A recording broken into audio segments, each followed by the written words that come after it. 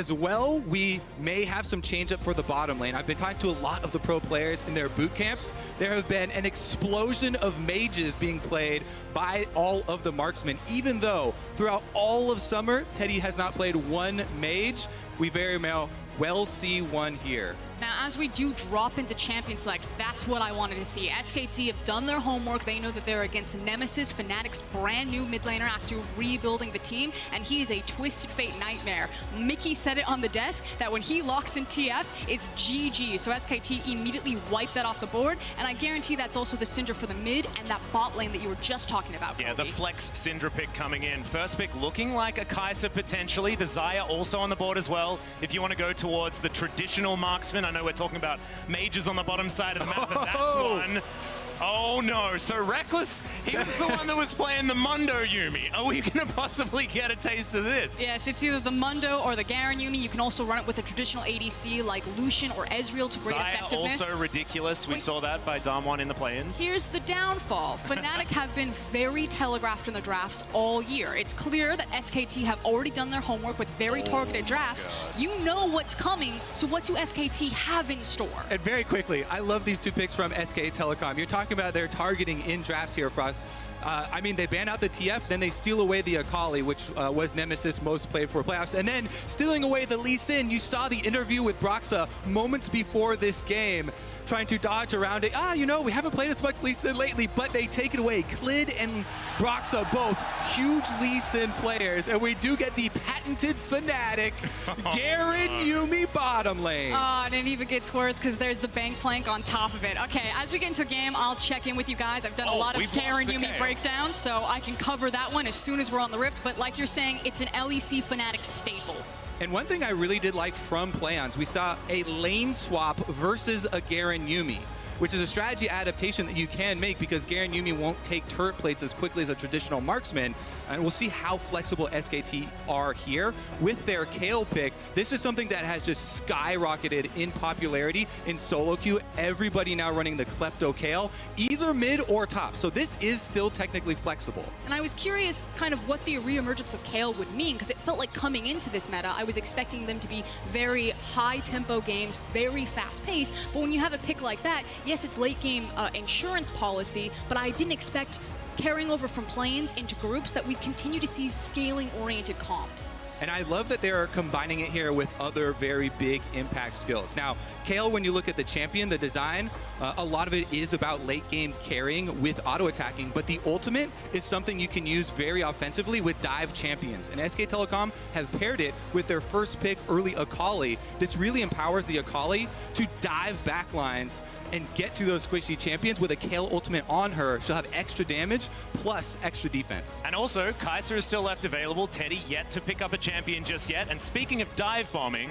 Kai'Sa pretty damn good at that. We're going to get a support by the looks of things first up for effort and saving Teddy's pick theoretically until last. There might be some fancy shenanigans with a Kayle on the bottom side of the map, but I'm not willing to say that yet, as it looks like Nautilus will be locked for effort. And I feel like if it is Nautilus, it does tell that it's probably going to be the Kai'Sa by how well those champions sync up. I do want to kind of draw our attention back to the bans. There's a lot of jungle picks missing. The Elise, the Kiana, the Gragas, the Sylas, priority pick of Lee Sin in the first rotation for SKT.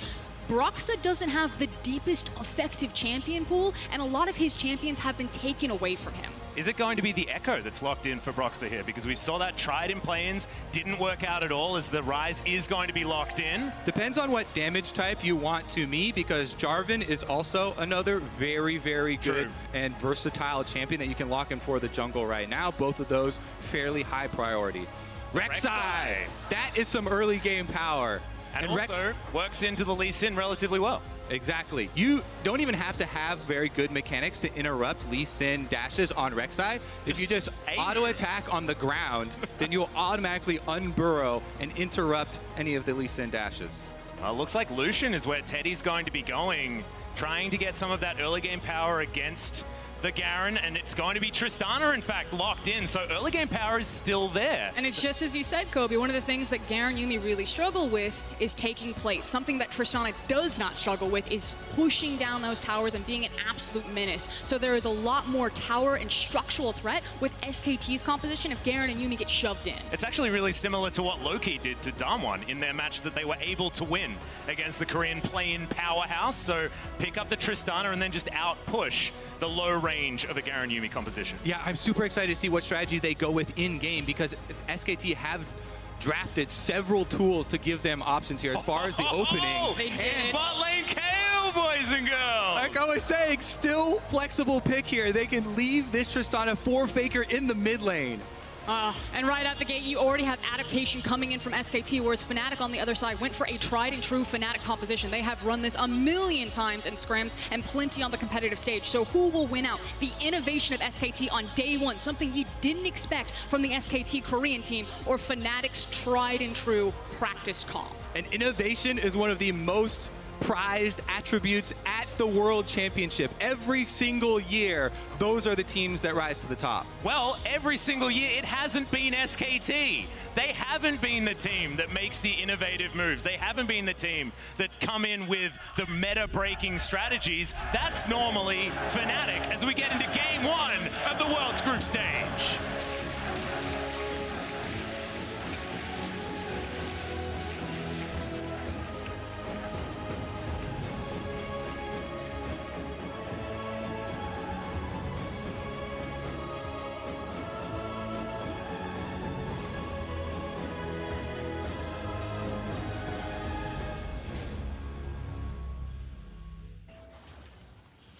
And here we are onto the rift for game one of groups. Fnatic on our blue side, SKT on the red.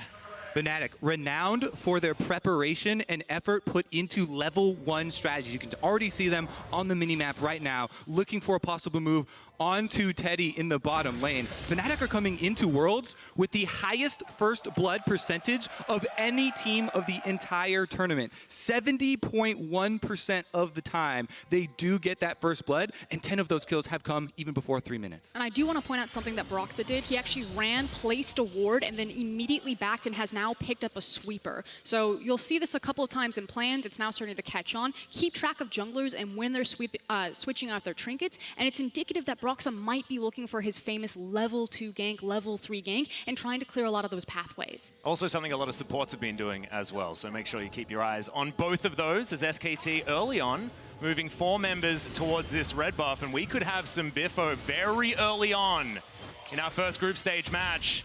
You and Me has been utilized. The red buff is down to half health.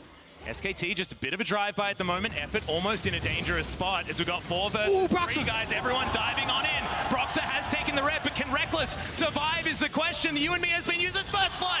Goes to Faker. He gets the resets and over the wall. Broxa, oh, that Q. So damn close from Cleared. Yeah, he's going to hold on to the red buff, but SKT get first blood money onto Faker. I would have bet so much money that Fnatic were going to pick up first blood in this game. Their early games have been legendary, and SKT have been slow. What is happening? Again, it's the adaptation from SKT right out the gate, and now the question is, at what cost was it worth to take this? I do want to credit the brilliant aggro juggling here from the red buff, because there was a potential that this could reset and burn everything. Klid saw his moment, he went for it, Broxa was able to steal it away, but when you pick up the kills for SKT, like you're saying, on Faker of all people, this has to feel not worth. Yeah, look at the focus fire there. They're able to burn him down, get that first play. Faker with rocket jump. Already diving in onto Reckless there as the explosive charge is going to go off and probably even out the trade for Faker, but just swinging his weight around just a little bit there. I say one big thing is that because it was a late invade, the first blood, you know, Faker actually doesn't go back to base and spend that money. So the power from that early move isn't there yet in this game, and you can see Nemesis doing just fine fending him off. Yeah, and I do need to amend. It was a 4 versus 4, but sometimes Yuumi can be a little bit confusing. So in that jungle, it was SKT winning out in an even skirmish. We do have a chance to talk about Yuumi kind of as the lane slowed down a little bit. If you haven't seen Garen and Yuumi, it works effectively like this. You abuse support itemization. You can see that Garen and Yuumi have both taken the support items, Relic and Spell Thieves, and it's Garen who's responsible to farm, while Yuumi is trying to proc Spell Thief's Edge with her Prowling Projectile. Try saying that 5 times fast. It's really fun. And then they just turn into a massive zoning tool. Garen's a delivery service for Yuumi. You have long-range poke, you run them down, and he's basically just the van that she sits in. And as you can see, they want to try and upgrade those support items as early as possible.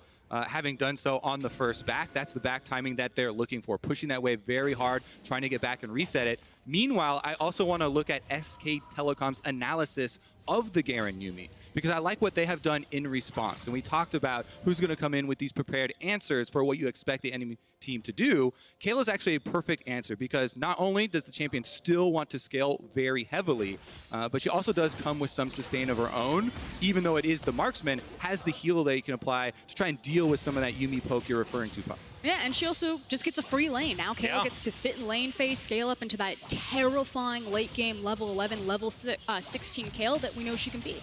Yep. You also just basically get to a free Arisen form. It's pretty much how it works because of the range advantage that you're going to get. And effort there as well, being able to help out with the wave push feels pretty nice. And you can see SKT complete control of this bottom lane. Looking like going for a bit of a reset on effort's side, probably trying to get some vision available for SKT as he does go home. And there's the control ward in the inventory. And the expectation should be that between the Tristana as well as the push potential that Kale can have in this bot lane, especially when you have a setup support like Nautilus, so threatening if a jungler ever comes down there and Hilly and Reckless don't have protective vision, I expect that SKT will control this bot side river. You can already see it's riddled with some of their wards. There's a high Drake that they want with that Mountain Drake. This will be dangerous though, I'll hold it for Broxa. Yep, effort. He's going to spot him there in the river, but looks like Rek'Sai, she's just going to swim away. And the assumption is that SKT will continue to maintain this control until they find a comfortable window where they can try to force that Drake, but neither team really wants to pull the trigger immediately because you have so many scaling options. So extended lane phases are still going to feel really good for both Fnatic and SKT. Exactly. That's why we've been talking about this draft phase from SK Telecom for so long, because the flex pick, moving the Tristana and the Kale around between mid and bot does so much. When you have Tristana mid constantly pushing here, this allows Clid to move in and play that Lee Sin like you expect, aggressively looking for that vision control throughout that river to allow them to move between these two lanes. Yeah, speaking of vision control, Broxa just spotted out there on an SKT ward as we're having a bit of a fight on the bottom side of the map, but otherwise nothing too much going to be happening. Faker in position here, moving towards the top side to answer Clid, and just who's also up the top. Keep track of how many times Faker is shoving the lane forward and then disappearing into Fog of War, forcing kind of this invisible pressure over the map. You can see Brox is like, we think that Clid's probably up here, but we don't have eyes on Faker, so we're not going to try to force anything. And it's something as simple as, with my push priority, I shove the lane forward. When I have nothing to do, I walk into Fog of War, and the entire map must respect me. Yeah, also, no way for Nemesis to leave the lane, right? Because if it's dark, then he potentially has a Lee Sin and a Tristana waiting for him, and that is definite kill pressure on a Rise at this stage. Yeah, another important thing for Broxa to do at this moment for Fnatic, you can see him doing a couple times now, is on Rek'Sai, you have the use of the passive, so he hovers up between the lanes. He's looking for pings of the enemy jungler to try and find where Clid is at the moment to allow his lanes to actually move up and get that CS. Because right now, SK Telecom doing quite well with it. Meanwhile, on the top side, Khan, you can see farming up extra minions on his Seeker's arm guard. And thank you to our observers who just showed us that now both the teleports are down for Bwipo and Khan to the top side. Obviously, with Bwipo being post-level 6, he does have impact elsewhere on the map due to his ultimate. So if a skirmish does break out, I assume when Clid has level 6 and they try to force a play on that level 6 power spike of Lee Sin, that a Bwipo ultimate could turn the tides for Fnatic. So when it comes to looking for action, guys, I'm seeing a Mountain Drake on the map, and I'm seeing in 2.5 minutes' time, the Rift Herald's going to be up as Brox is going to find Clid. So maybe a little bit earlier, potentially, for that action, as Faker is going to move on over. But Nemesis has the inside track. He can roam first. Effort is here as well, though. It's 3 versus 2 at the moment as the pincer maneuver is coming in. And Broxa under the ground. Tremor Sense is going to spot all he needs to know. Exactly. Junglers can move in 30-second windows here, basically. The step that Frost was talking about, Nemesis is able to push that wave first. This is one of the first times where Fnatic actually get to have mid-wave priority. They push it in, allow Broxah to go look for the blue. He gets defended there, but is able to steal away the wolf. Yep. Big thing, though, is now Broxah has access to his ultimate, whereas Klid is now forced to the top side of the map before he'll have access to his. So this is actually a big window where Fnatic could try to force a play with that ultimate advantage on the Rek'Sai. And Rek'Sai, Hail of Blades in the early game is not to be trifled with. Oh, hell. This champion is insane in the early duels. We already mentioned how he can interrupt Lee Sin's dashes. If that Rek'Sai gets on you, especially with the execute damage, definitely going to be dangerous things. And the other thing to highlight here, with that invade, Fnatic got two things done. They left behind multiple wards inside Klid's jungle. By process of elimination, they can then track him to the top side, but Faker. Yep, Faker's dived in onto Nemesis here. The explosive charge, a lot of damage. Not going to be killing him just yet, though, but Faker just asserting his dominance here in his first game of Worlds 2019. Faker's so good at playing with information. We know this, but it was this control ward that spotted out Broxah, which is why Faker immediately went on the aggressive and could trade his rocket jump. Whereas he knows as soon as Broxah's level 6 and Klid's walking to topside, the only play is a Ryze snare into a setup for Broxah. So Faker just backed up, let Ryze push him in. As soon as he had eyes on Broxah, went back on the aggressive. Yep, gets to shoot him with his sword as well, which I always think is a fun thing to do. But Faker, see whether he can get his first plate here in the mid lane. I think because it's a Tristana that he should have been taking a few more, but with how this early game has gone, it's a bit of tiptoeing around. First blood was a very long time ago. 10 seconds until Shelly makes her way onto the map, and we'll see whether this lane here, the bottom lane, is going to be switched around to try and get some control. Yeah, Rift Herald definitely a huge point of contention. There haven't been many turret plates taken in this game so far. What they can do is call for that recall fairly early. On the bottom side, though, Fnatic have been stacking up their support items very quickly. Another benefit of the Garen Yuumi style. So you get a lot more vision on the map because you can try and upgrade both of those support items very early in the game and deny some of those flanks that the Lee Sin is looking for. Well, Lee Sin is going to find himself a Rift Scuttler around this Mountain Drake. But you can see the vision control is certainly there for Fnatic. They will know if SKT decide to go for something like this on the bottom side. So far, no one's moved up towards the Rift Herald. There's, okay, Effort going slightly aggressively, but does have the aftershock to keep himself alive. And it does feel like we are kind of closing in into someone is going to make something happen, particularly because the TP is about to come up. So Khan will have access to his TP. Again, Whippo can't TP follow him, but does have the ultimate. I think that's kind of the big cooldown that SKT are waiting for. If they know that they can pull their Akali, then it's back to kind of the basics. Get push priority in bot and mid, and then try to edge around this Mountain Drake and see if you can pull Fnatic into a trap and bring Khan if you need him. Well, Effort might be meeting 3 people underneath this turret, which may not necessarily be exactly what There's he wants. the TP. Yep, Teddy going to be teleporting towards the bottom side, but you've got it happening from Khan as well. Can they find Reckless? The you and me's there, but there's the cannon barrage. The ultimate from Teddy at exactly the right time as Effort flashes out of the way. The bait is beautiful. 3 kills for SKT.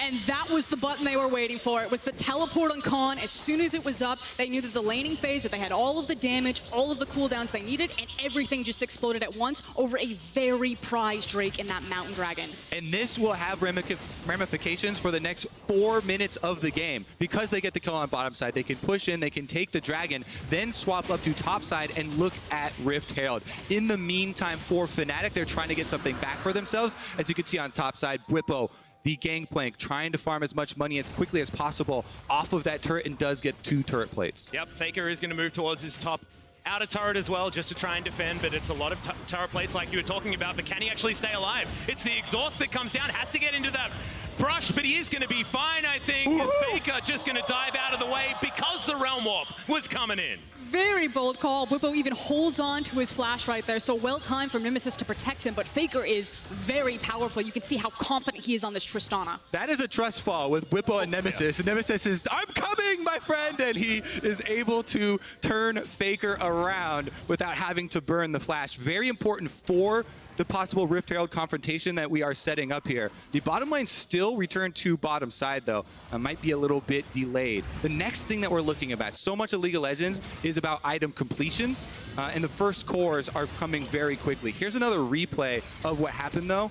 As far as the teleports coming down, multiple channeled, same ward, Akali comes down. That is a Kayle ultimate denying the counter kill. Effort even flashing into the brush because he didn't want Reckless to be able to get off the Garen ultimate and get any sort of money back. That does follow you now, so you can't actually break line of sight in order to stop that one from coming in. However, wasn't able to get him down low enough to throw that one out, and I believe he just died a little bit too quickly. You can see as far as CS is concerned, though, it's Khan with the lead on the top side, but Nemesis is very strong on that rise in the mid lane. Has completed his Rod of Ages, moving towards that Seraph's Embrace, and when those two items are complete, Fnatic are going to be very, very strong, especially when paired with the Trinity Force that Bwipo is about to complete as well. Yeah, I agree with you with your assessment on the itemization. I might hold it though because it looks like Broxah's trying to slip in here for a gank.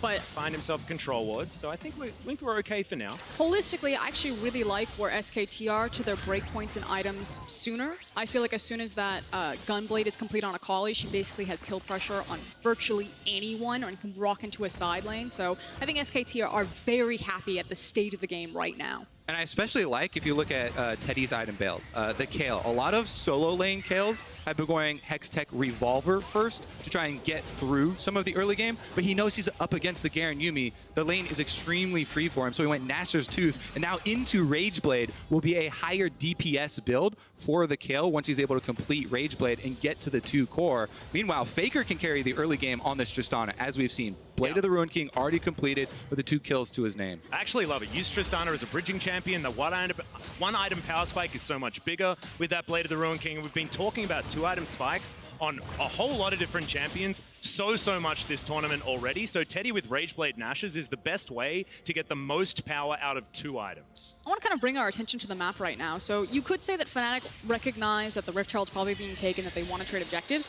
or they frankly just don't know what's happening and they're on the wrong side of the map. They were trying to set a trap for this guy, which Nemesis is trying to look delicious, but he's not going to get him. And this is Faker actually starting that fight without the rocket jump that we saw so many times. And thankfully, Frostgreen had already explained to us that it's because Broxah was not actually on vision and meant that he knew that there was that possible counter kill available. As Shelly turns up in the mid lane, not going to be able to take any plates, but might be able to break open the map for SKT. But this is a big win for SKT, even if it doesn't break down this tower, because it was Fnatic trying to get a pick onto Faker and them getting the Rift Herald, and now the tower on top of it. This early game has been so clean from SKT and played on exactly their terms. Exactly. With that mid turret down, the game state is incredibly difficult for Fnatic.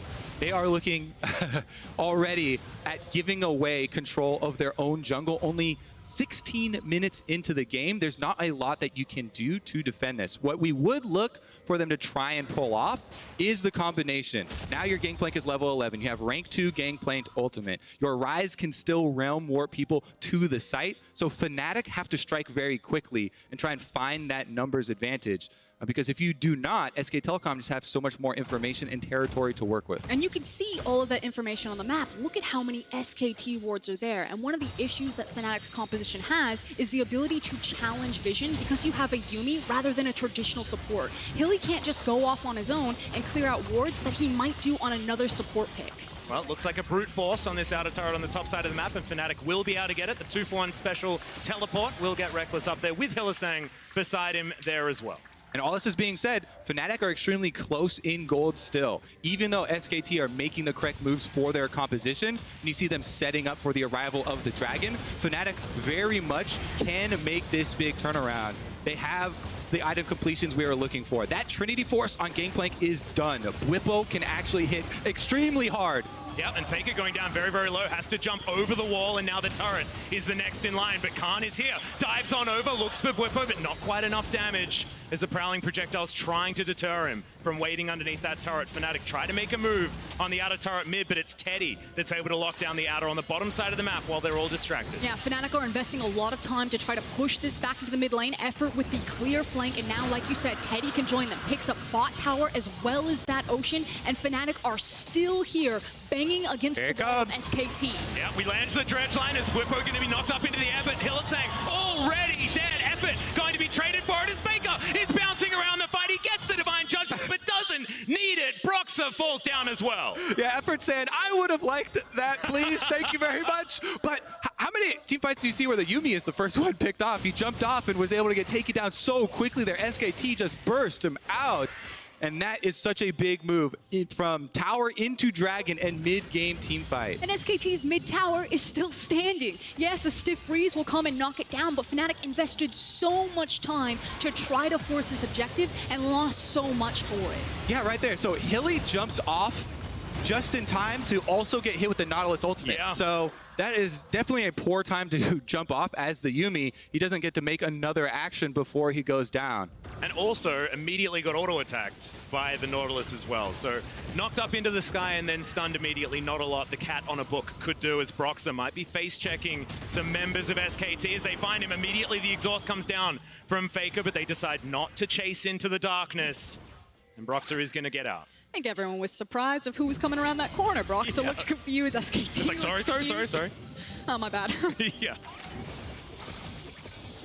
Now it looks like Teddy's going to be the one that picks up the blue buff. Was actually a bit curious as to who's going to get priority there, but Teddy often likes to go around and get as many resources as possible at about this stage of the game. But you can see as far as CS, Reckless has kept up very, very well on the Garen. Yeah, these two things are not created equal, though. Kale, level 11 for Teddy, Are you saying that Kale scales more than Garen? Is that the lesson we're getting? Just a wee bit there. He's almost to the Rage Blade. I think that's what Fnatic are fearing the most. Let's see if they can actually make some sort of play before that does happen, because SK Telecom are a few moments away from bringing that power to Brunt.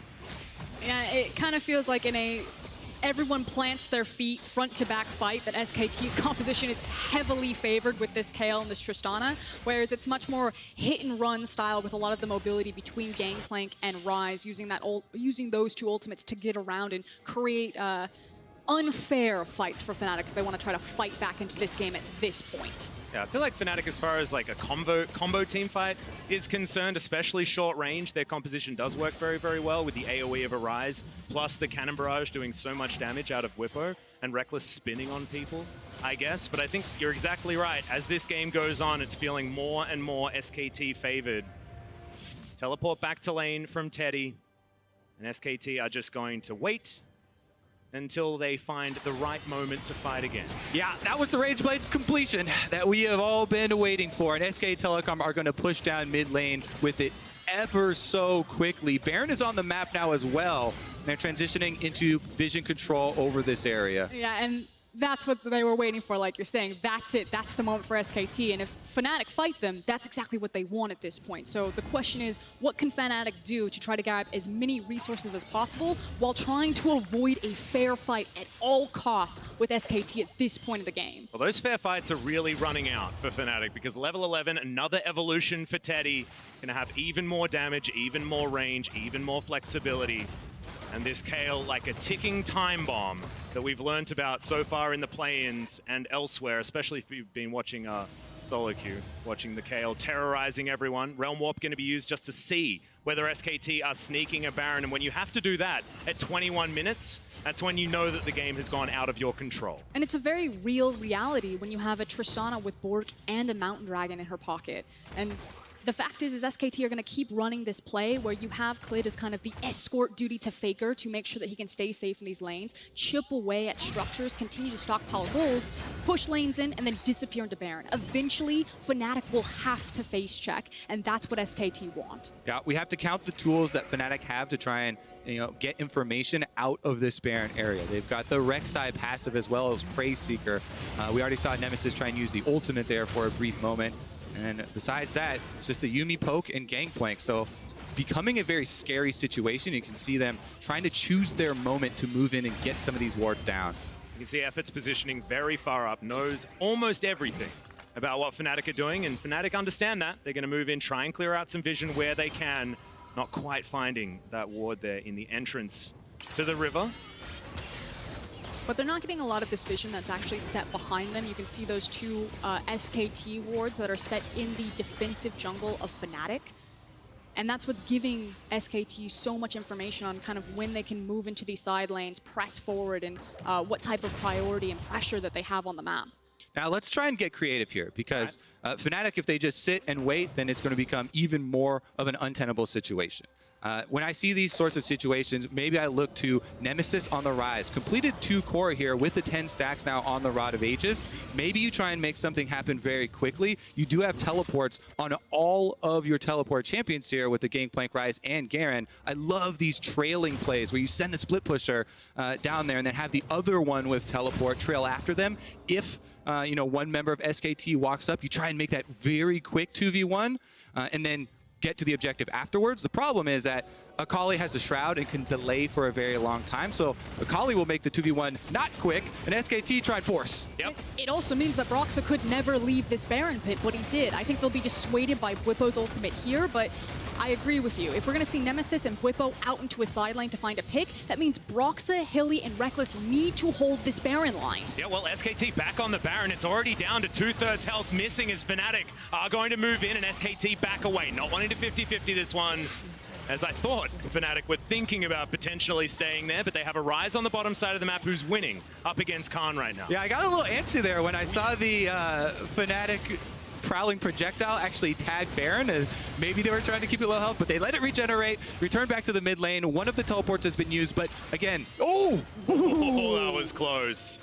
Prowling Projectile only 20% slow now, so Effort not going to get caught out of position in any rough moments there either. So, bit of a reset. SKT moving down the river, trying to catch this pesky Rise. Warp's going to be there, and Buster Shot would have knocked him out of that, but Nemesis is able to get out. Check out mid lane. Button, yes, we found Effort taking a lot of damage. He's got the Aftershock, but that's going to wear off. He's just dead, and Teddy didn't want to use his ult on him as Khan dives on forward. We still have the Divine Judgment, but it looks like they don't even use it. Finally, it comes down, and that's 2 kills for SKT. The jump forward, the resets from Faker, as now Clit has found Nemesis, the 1v1. It's a dangerous one for the Lee Sin, but he still wants it. Oh! Outplays him, Faker, trying to chase, but he's not even going to get there. Distracted by a red buff, and Nemesis gets out. By the skin of his teeth, Nemesis walks away from that, but an excellent performance from Nemi, and he is frankly the win condition at which Fnatic can try to play through, but it is such a delicate game. You can see that Fnatic, if they ever get a hold of them, they will rip them apart. Nemesis just stalled that game. If Nemesis does not make that play, if he goes down, if Clid is still alive, that is a Baron take, not a Dragon take for SK Telecom. So that is extremely close to the game being blown wide open, and he makes a clutch play to keep Fnatic in it. SK Telecom still get the Dragon on the Aftermath, though, and they're going to return to the same game plan. And that's the word that I really love there, Kobe, to keep Fnatic in it, because this is still SKT's game, and they got what they wanted. They got multiple summoner spells out. They got the key teleport from Bwipo. Yes, you still have TP from Rise right there, but this is going to be a 1-4 attempt from Fnatic versus the 5v5 catch game from SKT. And as we look at the initial start to the team fight once again, Broxah there with the Unburrow trying to stay alive a bit longer, but with the Kayle and the Tristana, it just enables Faker to go with these very offensive rocket jumps. He actually uses the Buster Shot there, which makes distance between him and the fight between Clid and Nemesis. And if he had not done that, maybe it would have been a different story, but Nemesis is able to pull it out. Damn, that was super close, though. If that auto attack had landed from Clid, then it would have been a dead Nemesis. So, Fnatic, they hold on for the moment. SKT go back to pushing out this mid lane and keeping this outer turret alive. I don't know how they've done it for so damn long. But there is not even 1,000 gold in this as SKT start up another Baron. But here comes the other TP, because again, it's about this balance of game. SKT just want to grab as many cooldowns and resources away from Fnatic. They're going to keep running this exact same play. Shove mid, start the Baron, force Fnatic to respond. They do not want to give time for Rise on this side lane. Yep, Nemesis is still the hope for Fnatic. His teleport is ready. They're trying to delay as long as they can. Yep, Teddy's taking a fair bit of damage to start this one off as Effort throws down the depth charge once again. They're going for it. There's a heck of a lot of DPS now down onto Reckless, but he's so tanky as Effort goes down very, very low. Teddy relatively low as well, but it's still SKT that are coming out on top. Faker trying to stop the escape routes, but it's not going to be enough. Double kill now for Reckless as he throws in the ultimate, but does he have enough damage? I think the answer might be no, as Teddy is well and truly ascended, and Faker has now found the Garen. Both the Garen and the Yuumi now in trouble. He flashes out of the way though, and the shutdown comes in. The cat is going to kill the Kayle, but it's still an SKT team fight. But it doesn't matter, because Fnatic stalled it out. Again, the Baron didn't go down. Now it is getting harder and harder. Again, SKT will try this same play. As the game goes later, Faker gets stronger. 7-0-2 on this Tristana right now. After he takes this tower, he's going to have the Infinity Edge, and he's going to be a massive problem. This window where Fnatic have to respect the Baron, SKT can do this in seconds now. All right, let's take another look at it in the river here. The K ultimate used on himself there for Teddy means Effort is the first one to go down. And you can see how they dissect the fight. But because Nemesis is able to make this play and then pull off the Zonios, he gets the kill there.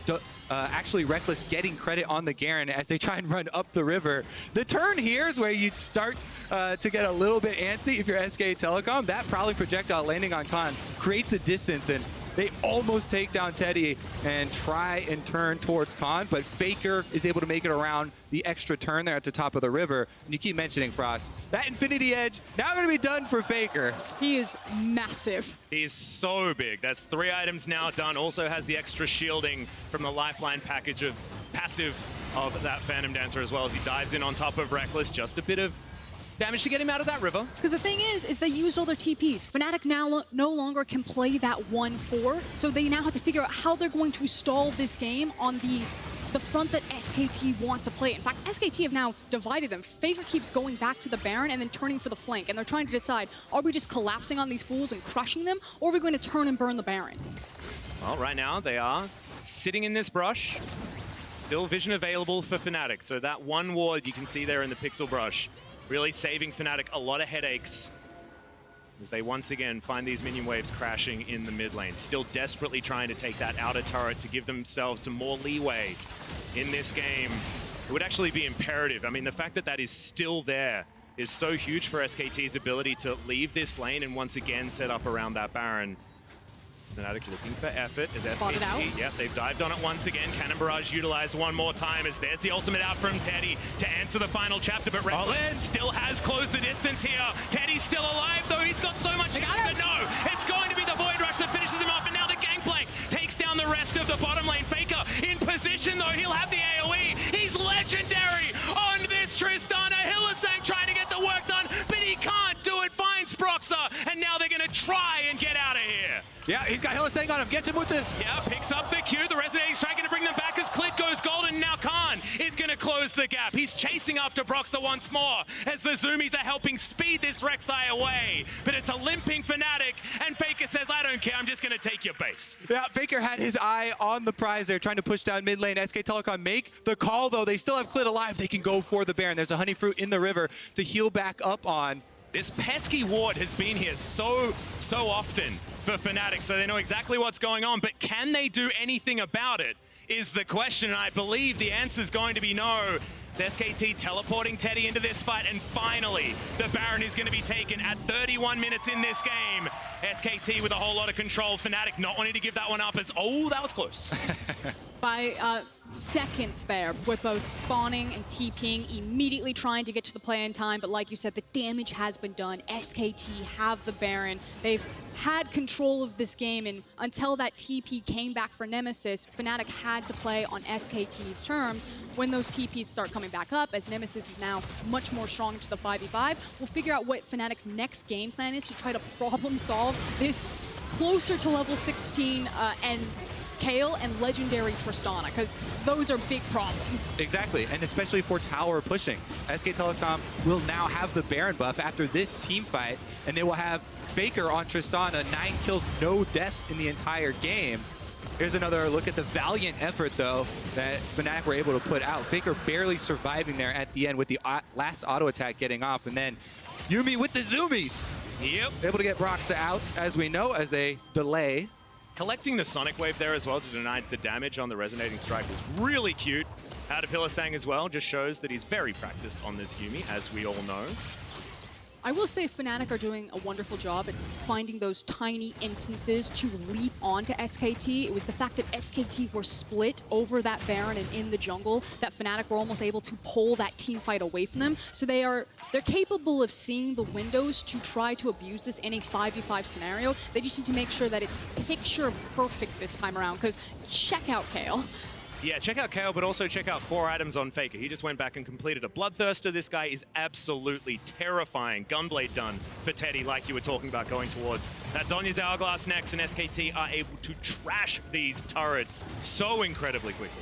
Yeah, it's very difficult for Fnatic to actually clear these minions out while they're buffed up by Baron. And Tristana, range scaling with level here. Faker's level 17. He can absolutely murder these turrets incredibly quickly. Does have a very big bounty on his head. So, that's the goal for Fnatic, trying to get a big swing in one of these team fights and get lucky. And it may actually force Fnatic's hand. The best wave clear that they have, because it is a Garen Uni bot, is actually through Whippo in those barrels. So if SKT keep trying to pressure with how much siege they have, it will force Fnatic to say, okay, we need to fight now. If we lose, it's probably game over. But there isn't a lot of options that we have in our composition just to get sieged in. You saw Faker just thinking about pressing his W over that wall. He was very ready to do that. And I do need to give a Kale update. We've hit Transcendent form. We're level 16 on this Kale, so 575 range. We sieging on everyone on this SKT roster. Maybe not Khan, but he might be in a side lane being a nuisance there, as we can see bot side at the moment. That moment of hesitation where you're looking at Faker on the other side of the wall, that move would be what Fnatic wants. If Faker jumps over that wall on Nemesis and he Zonias, he buys time for the rest of the team to get there, they get that kill, that is the window back into this game. So you still have to keep on setting up for those split plays. But SK Telecom, as you can see, 4-1 at the moment. Khan trying to move the rest of the minions up bottom lane while they siege. Yep. We've got 1 inner turret remaining on the top side of the map, inner and outer remaining for SKT in mid, but you've got no outer turrets left available for Fnatic. It's just the base that they're desperately trying to hold on to.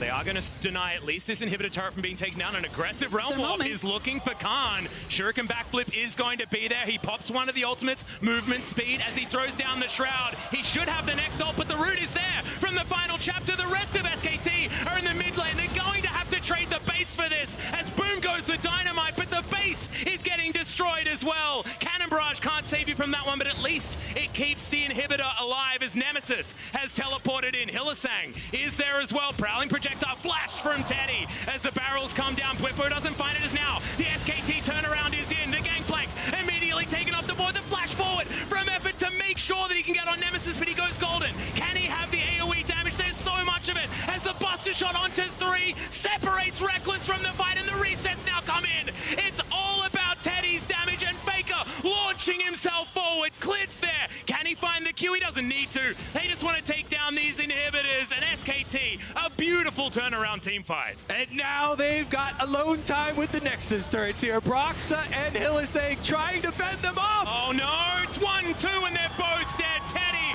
picks up a double to end it. 5-2 and 13 for the Kale as the Nexus falls for the first time in the world's group stage, and SKT reigns supreme.